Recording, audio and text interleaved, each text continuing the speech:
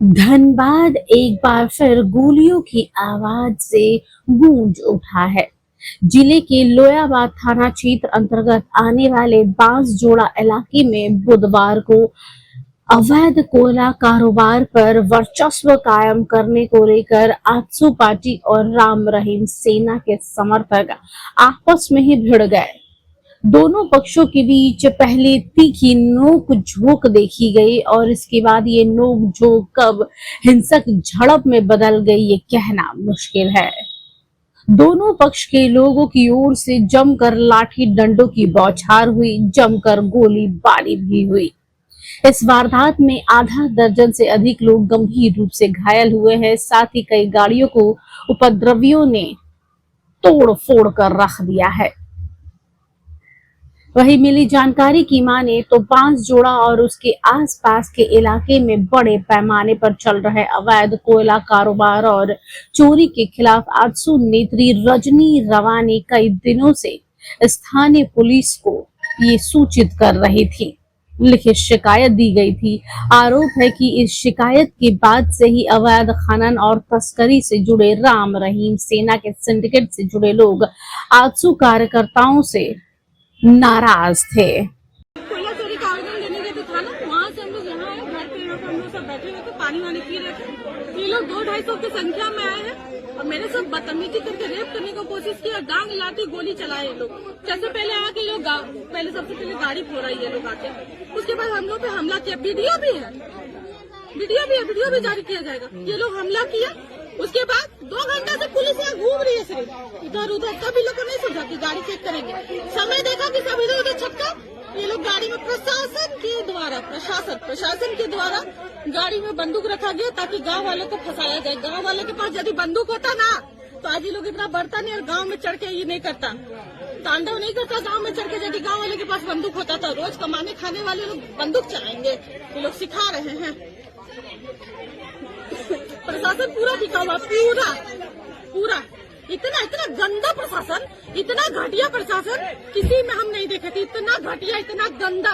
लानत है लोग के वर्दी पे, मेरा लानत है लोग के वर्दी पे। और ऐसे कोयला के पैसे पे भगवान करे कि लोग सब निकले, एकदम चीज का हिसाब हो। ये जो कोयला चोरी का पैसा जाता है जिसके दम पे लोग अत्याचार करते हैं ना, ये लोग का हिसाब होगा, एक का हिसाब होगा।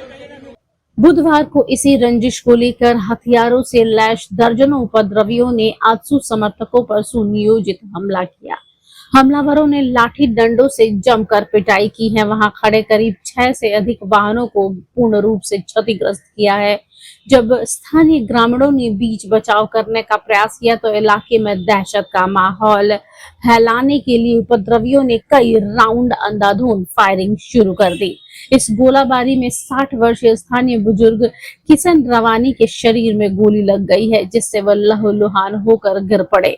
वहीं आजसू नेता हीरालाल महतो सहित कई अन्य कार्यकर्ताओं पर भी जानलेवा हमला बोला गया है। हम लोग तो अफरा तफरी में भागे वहां से। हम लोग लोयाबाद थाना गए थे रजनी रवानी के साथ में। उसके बाद उनके घर पानी पीने गए थे, वहीं बैठे हुए थे हम लोग। या अचानक सैकड़ों लोग वहाँ पहुंचे, लाठी डंडा हरवे हथियार के साथ में हमला कर दिया। हम लोग को जानकारी भी नहीं मिला क्या हो रहा क्या नहीं। अचानक हमला कर हम लोग अफरा तफरी में भाग कर जान बचाए अपना। देखिए पता तो चल रहा, अभी हम देखे नहीं क्योंकि हम भी अफरा तफरी में भागे वहां से। किस पर्पस से गए थे? हम तो बताए लोयाबाद थाना गए थे, उसके बाद उनके घर वहाँ पे हम लोग सभी लोग हम उनको FIR किए। उसके बाद हम लोग तुरंत आवेदन देकर हम लोग तुरंत उनके घर पानी में नाश्ता वास्ता के लिए उनके साथ में हम लोग उनको शायद कोई धमकी दिया था, उसी के साथ में हम लोग गए हुए थे। कौन नहीं जानकारी वहीं के लोग, स्थानीय लोग वहीं पर धमकी दिया था वीडियो बना के, तो उन्हीं के साथ हम लोग गए थे। पूरा वहाँ पे हरवे हथियार के साथ गाड़ी तो हम पता नहीं चला, लेकिन हम लोग गाड़ी सब तोड़ दिया गया। हम लोग जो गाड़ी से गए थे बांसजोड़ा बस्ती में। किसी को पहचान नहीं रहे? कोई आपसे पहले का विवाद नहीं, हम लोग कोई विवाद ही नहीं है। तो ये हमला हुआ क्या लग रहा है? किस तरीके से आप लोग थाना गए? उसके बाद हम लोग पता ही नहीं चला कैसे कौन हमलावर है, जानते तब ना मान लिया। वो तो पता चलेगा अभी थोड़ी देर बाद पुलिस जांच पड़ताल करेगी और हम लोग भी जांच पड़ताल जरूर कर ही लेंगे। कितना घायल हुआ है? क्या दर्जनों लोग देखिए, बगल में भाई हम लोग का घायल हुआ है। किसी गोली भी लगा है? अब मान लीजिए हम लोग तो अफरा तफरी में भागे, जान बचाए। क्या मांग करे प्रशासन से? किस तरीके से हमला हुआ, कब थाना गया, फिर हमला हुआ, प्रशासन से क्या मांग करते? क्या लगता है लॉ एंड ऑर्डर है? आपको जब माथा फूट रहा है, पैर उठ रहा है, जब थाना से देख के आवेदन आ रहे हैं, सैकड़ों लोग वहाँ हरबे हथियार कर निकल जा रहे थे, आप समझ सकते, बोलने का जरूरत है।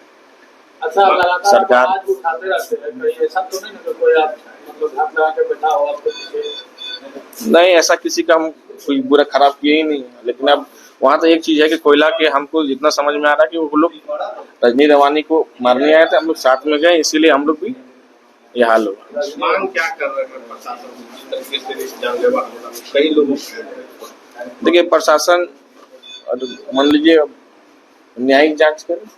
इस पूरे मामले पर आजसू नेता संजय मेहता ने क्या कहा है, आइए एक नजर डाल लेते हैं। मेरे साथियों, आप सबको मेरा जोहार।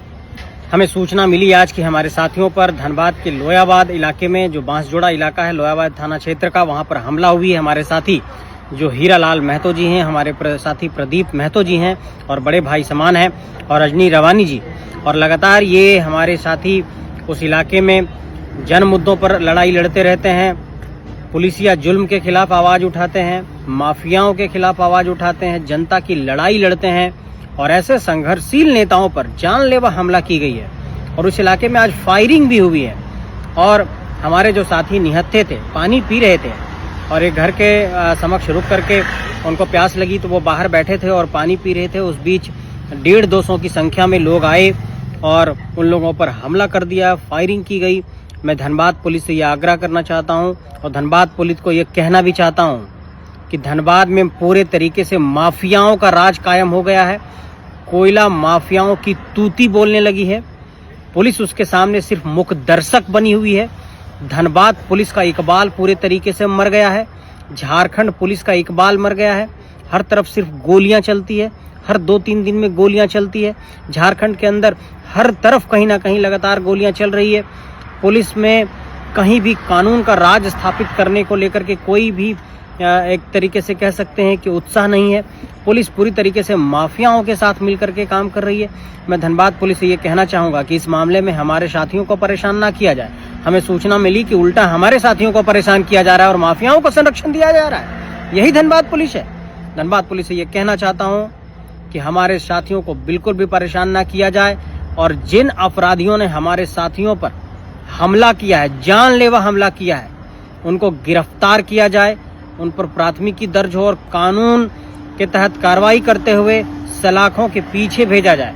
ऐसी किसी भी पुलिसिया कार्रवाई को हम बर्दाश्त ना करेंगे जिसमें पीड़ित को ही परेशान किया जा रहा हो। तो धनबाद पुलिस से यह आग्रह है कि ऐसे ही आप लोग बहुत विवादों में रहते हैं और कोयला के जो माफिया हैं वो आप लोगों को लगातार चुनौती देते रहते हैं। इस बार आपके समक्ष एक परीक्षा है, अग्नि परीक्षा है आपकी, कि क्या आप माफियाओं के साथ लड़ते हैं या उसके सामने घुटना टेक देंगे। यही अब धनबाद पुलिस की परीक्षा होगी। धनबाद पुलिस से फिर से एक बार कहना चाहूँगा कि इस मामले में जो भी कल्प्रिट हैं उनको आप पकड़िए, उनको सलाखों के पीछे भेजिए। अपराध ऐसे ही नहीं चलने देंगे झारखंड में, लगातार ऐसे ही गोलियां कहीं नहीं चलने देंगे हम लोग।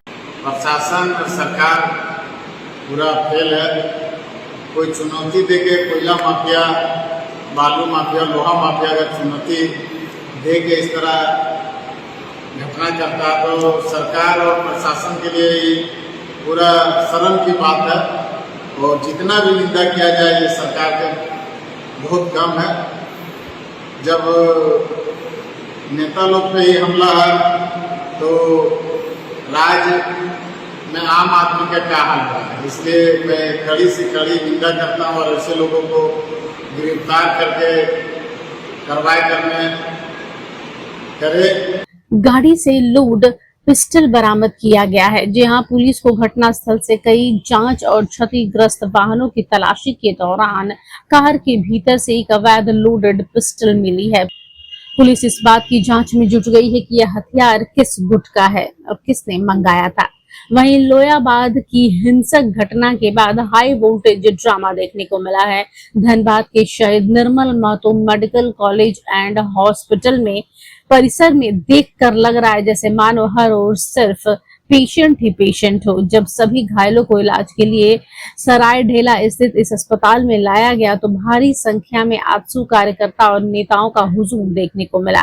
इस गहमा गहमी के बीच घायल आजसू नेता हीरा लाल महतो प्राथमिक उपचार के बाद अस्पताल से भागते हुए दिखे हैं और उनके पीछे पुलिस।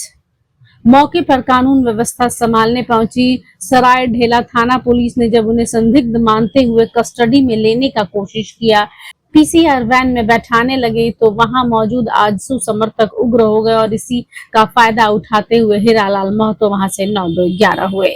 आजसू समर्थकों ने पुलिस टीम के चारों ओर से घेर लिया और तीखी बहसबाजी शुरू हो गई। देखते ही देखते मामला इतना गंभीर हो गया कि पुलिस और समर्थकों के बीच धक्का मुक्की और हाथापाई की नौबत आ गई। अस्पताल परिसर, पुलिस, मुर्दाबाद, प्रशासन, होश में आओ के नारे से गूंज उठा।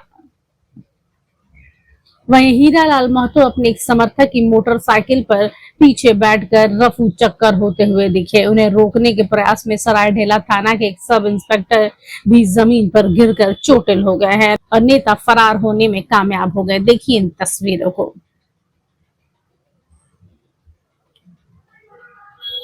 वहीं इन मारामारी की तस्वीरों को देखने के बाद धनबाद पुलिस प्रशासन बैकफुट पर नजर आ रहा है। सरायढेला और लोयाबाद थाना पुलिस अब अस्पताल परिसर और घटना स्थल के आसपास लगे सीसीटीवी फुटेज को खंगाल रहा है ताकि सरकारी कार्य में बाधा न आ सके।